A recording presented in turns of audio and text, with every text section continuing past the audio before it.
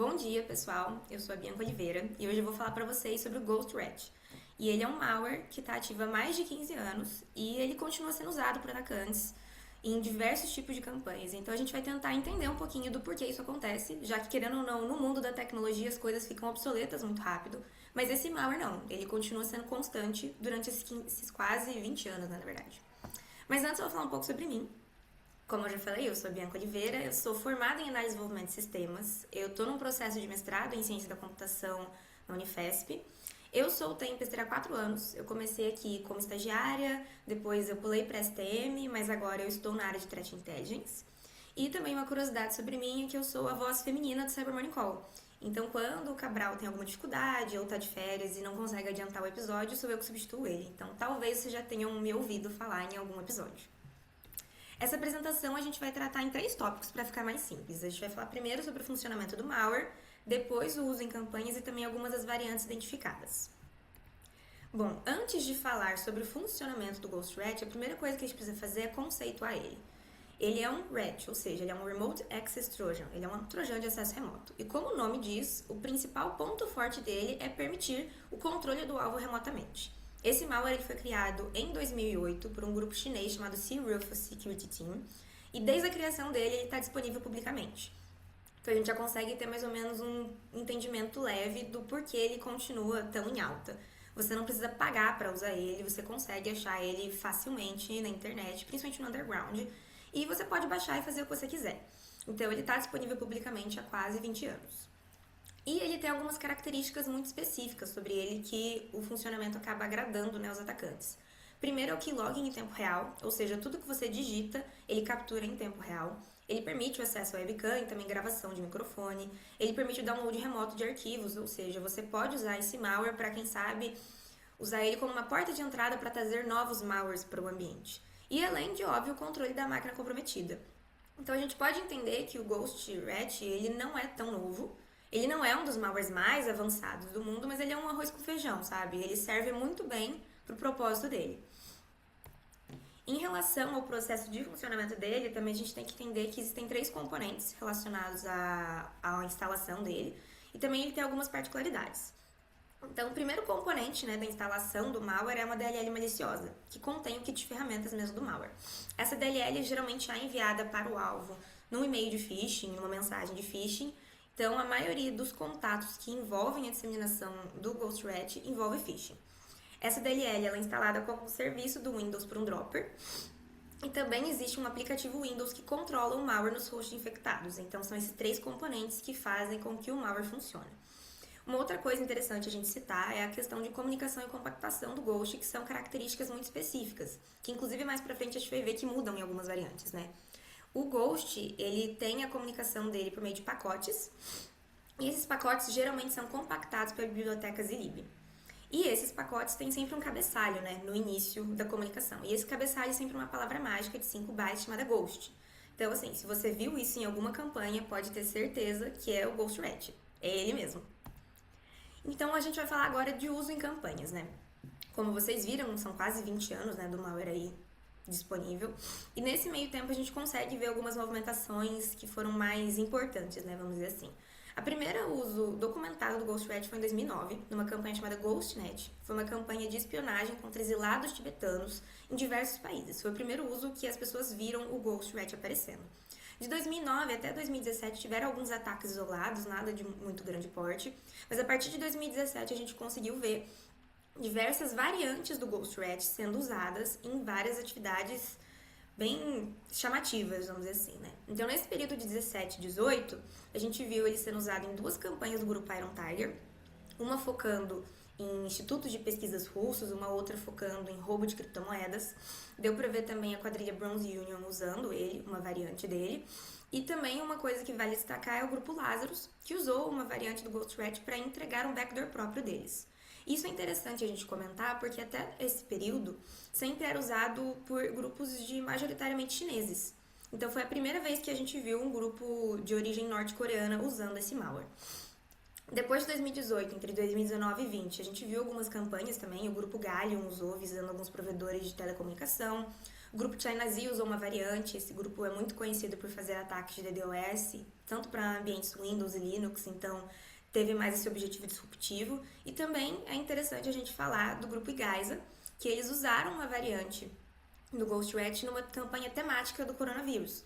Então, no auge da pandemia, eles mandaram diversos e-mails de phishing disseminando uma variante do malware. Então, aqui é um exemplo muito bom da gente entender como questões que acontecem na sociedade, né, seja doenças, questões políticas, acabam sendo usadas como palco para uma questão de cybercrimes, né? Então, é interessante a gente também manter sempre é um ponto de alerta, né? De quando acontecer algo preocupante, já ficar, opa, a gente pode ser alvo de alguma coisa cibernética também, porque o pessoal se aproveita disso. Entre 2021 e 2022, o grupo Earth Berberoca usou uma variante do Ghost numa campanha contra sites de jogos de azar. Também foram usados nas operações Diplomatic Spectre e Nightscale. Essa Nightscale envolveu o comprometimento de usuários da Ásia de um emulador chamado Nox Player, mas a gente vai citar mais a Diplomatic Spectre, que ela focou em entidades políticas de diversos países, tanto do Oriente Médio, quanto da África, quanto da Ásia, envolveu 2 variantes, então foi uma atividade assim bem complicada, deu bastante repercussão. Inclusive, acho que o pessoal de Threat Intelligence chegou a publicar artigos sobre isso, vale dar uma conferida.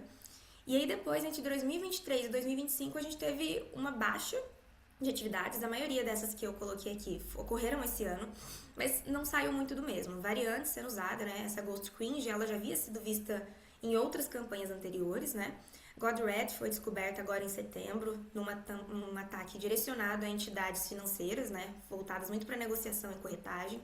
E também o grupo Silver Fox, que também é muito focado na região da Ásia adjacência, estava usando uma variante do GhostRat numa campanha. Então, assim, a gente consegue ver que não existe um padrão de uso muito claro, mas a gente consegue perceber algumas semelhanças que a gente vai discutir mais pra frente. Mas esse é mais ou menos o histórico de uso do GhostRat, né? Isso de coisas que foram documentadas, que a gente sabe. Podem existir diversas campanhas aí que o pessoal não chegou a pesquisar ou nem chegou a descobrir, que tenham o dedinho do GhostRat também. Em relação a alguma das variantes, a gente tem que pensar em 3 pontos, né? Existem 3 questões em relação a variantes.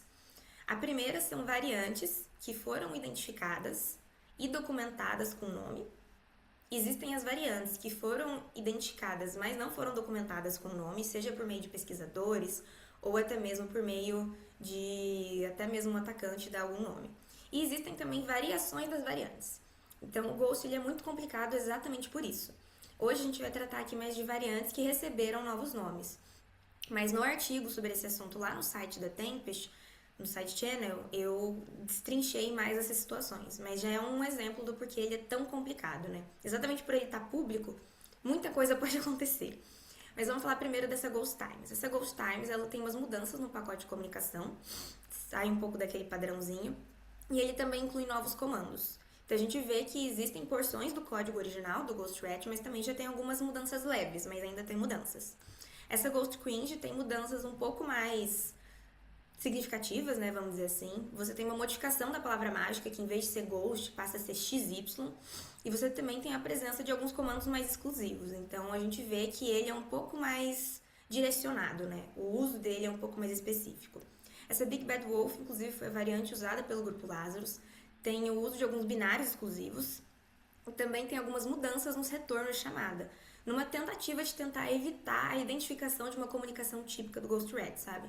Então, como o malware está aí ativo há tanto tempo, existe também essa preocupação para alguns atacantes de evitar que seja perceptível que o GhostRat está sendo usado, sabe? Ou até mesmo parte do código do GhostRat está sendo usado.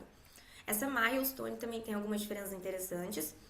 Eles incluem novos comandos, eles modificam comandos já existentes, e eles removem a compactação de comunicação de comando e controle, ou seja, aquela comunicação que eu comentei na biblioteca Zlib não existe aqui. Eles removeram isso.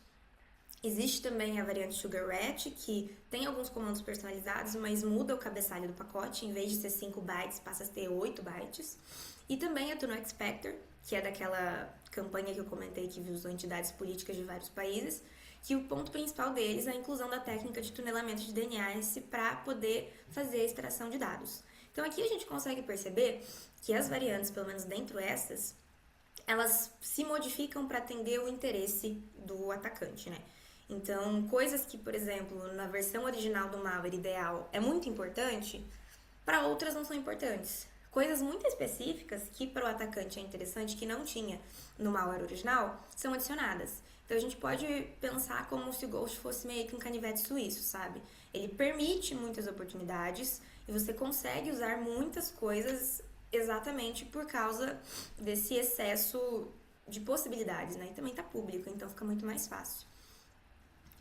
Então, em suma, o que a gente pode concluir nisso, e eu queria levantar um ponto de discussão, eu queria, né, que vocês comentassem também comigo. Primeira coisa sobre ele, o malware ele pode ser adaptado para diferentes contextos de ataque. Se vocês perceberam a linha do tempo que eu comentei, a gente vê ali setor de telecomunicação, entidade política, questão de pesquisa, ou até mesmo empresas particulares, setor financeiro. Então você não tem muito como falar. O Ghost Rat é usado em ataques para esse setor. Não tem como colocar ele numa caixinha, porque é muito amplo. Então a gente vê o perigo dele, né? Ele pode ser usado para qualquer situação. Segundo, fácil acesso devido à disponibilização pública. Não é difícil conseguir o acesso ao Ghost Rat, tanto que se vocês forem ver o artigo no blog, o pessoal aqui da Tempest conseguiu acesso e tem alguns prints lá do código, até mesmo do processo de comunicação deles, porque não é difícil. Então, se a pessoa for mal intencionada e quiser, é muito fácil conseguir. E também modificar. Não dá para identificar também padrão de uso, né? Porque, como eu falei, a gente consegue perceber que bastantes atacantes chineses e até agora norte-coreanos têm usado, mas é muito amplo. Opa! Alguém falou alguma coisa comigo?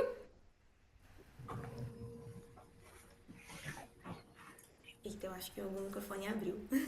Bom, mas essa questão do padrão de uso fica um pouco mais difícil, porque, querendo ou não, não é nichado, né? Vamos dizer assim. A gente percebe uma predileção de grupos chineses ou até mais asiáticos, focando na região asiática em querer usar o Ghost Rat. Mas não existe algo escrito em pedra isso, sabe? Então é muito provável que algum dia seja documentado talvez um ataque aqui na América do Norte ou até na América Latina envolvendo o Ghost Rat.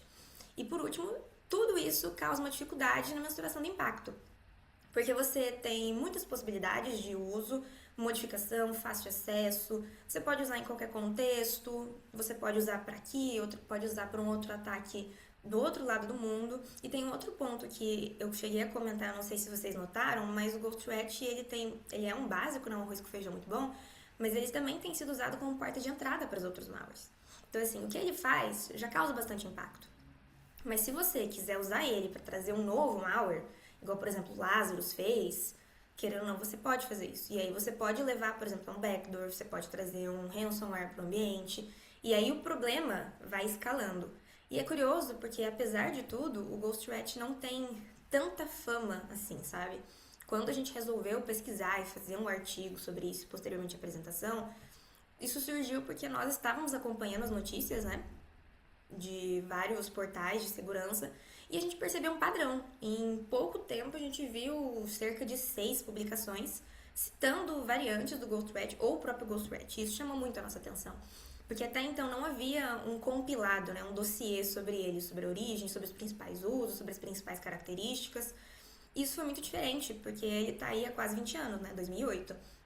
E até então parece que ninguém tinha dado uma atenção especial a entender esse contexto, né? E aí a gente consegue ver isso, é muito complicado. Então, o que eu posso dizer? Existem campanhas, com certeza, que envolveram o Ghost Rat e a gente não sabe. Ou variantes do Ghost Rat a gente não sabe. E tudo isso porque é muito fácil você pegar ele e manipular. E aí, quando você tira essas características principais, como por exemplo, modificar o cabeçalho e tirar a palavra mágica, ou mudar a palavra mágica, tirar a biblioteca de compactação de pacotes de comunicação. Tudo isso vai descaracterizando. E querendo ou não, o Ghost ele tem muitas funcionalidades muito compatíveis com outros hats, né?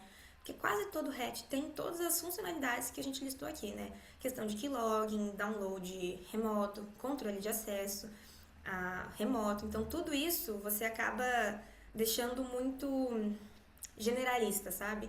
Então, quando não tem algo que caracterize muito o Ghost ou alguém não tem investigado a fundo para ver que, por exemplo, o código-fonte é muito parecido com o código-fonte original do Ghost, essas coisas vão se perdendo. Então, assim, hoje a gente tem um panorama com base no que está documentado. Agora, o que não foi documentado fica muito mais difícil. Então, assim, eu queria evocar essa reflexão em vocês mesmo, porque esse tipo de coisa tem acontecido há quase 20 anos e poucas pessoas falam sobre isso. Não tem muito o que fazer para resolver, né? Também, querendo ou não, que se alguém fosse questionar, por exemplo, como eu posso resolver a questão do Ghost Red? Agora já tá difícil, né? Mesmo que a gente tire a disponibilização pública do original, tem tantas variantes que se fossem disponibilizadas a gente ia ver sempre derrubando. Ou tem a questão também de que as pessoas têm o código já para si, então elas poderiam compartilhar entre si sem dar uma publicação. Então, assim, acaba virando uma bola de neve que agora já fica mais difícil coibir. Mas a gente consegue entender como funciona mais ou menos por trás, né? Esse não é o único malware que aconteceu isso. Existem outros malwares disponíveis publicamente, que já tem variantes e acontece esse tipo de coisa. Mas a gente decidiu dar uma atenção maior ao GhostRat pelo envolvimento dele em coisas muito distintas, né? Querendo ou não, você é usado pelo grupo Lazarus, usado por um grupo chinês, usado numa campanha temática da pandemia. Tudo isso, querendo ou não, agrega um pouco, né, de alarde quando você vai ler sobre o assunto. Mas é isso, pessoal. Muito obrigada pela atenção de vocês. Agora eu fico disponível para qualquer dúvida, pergunta que vocês tenham.